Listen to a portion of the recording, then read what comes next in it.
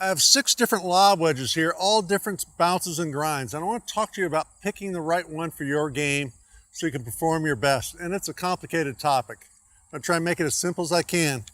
So I have a K, a D, an M, an S, a T, and an L. And they range from 4 to 12 degrees. Now the number on that, it's your first clue. The smaller the number 4, less bounce. The bigger the number 12, more bounce.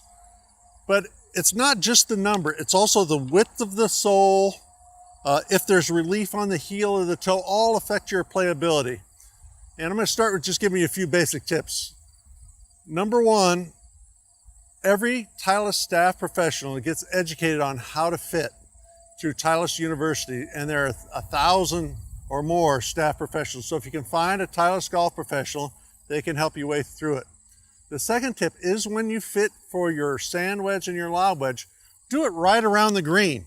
You don't want to fit from 70, 80, 90 yards. The majority of the time, how the club interacts with the turf around the green is the most important. All right, now, if you have a tendency to take deep divots or dig, if you play soft grasses or extremely soft bunkers, you typically want to go with more bounce. Those would be the K, the D, and the M.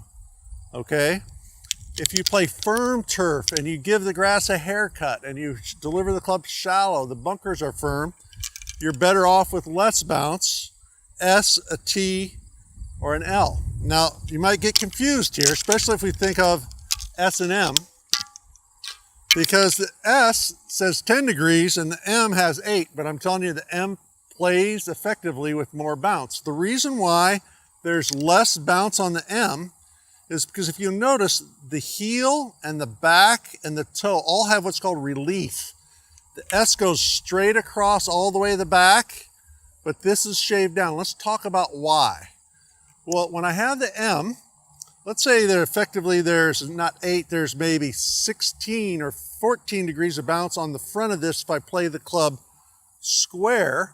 If I open the face, like a lot of times we do around the greens to create different shots, the relief on the heel and the back keep it from over bouncing. So that makes it more playable, and you don't add bounce when you open the face on the M. The S, on the other hand, because it's square across the back, now it's a thinner flange, which I think makes it play shallow, but there's not the relief. So there might be 10 degrees of bounce when I play it square, but there might be 14 when I play it open. So rule number 1, test your wedges right around the green to find the one that works best for you. Find a golf professional, a Titleist professional that can help you try all the different ones, because that's the real test, just trying them to make sure they feel right to you. And then lastly, fit for the type of grass and bunker conditions you play most often. If you play soft grasses or you dig, 10 to more bounce. If you play firmer, play less. And my personal choice, I always like a lot of bounce in my sand wedge, 12, 14, and less bounce in my lob wedge. It creates versatility going from soft to firm. All right, so that's your tip on bounces and grinds.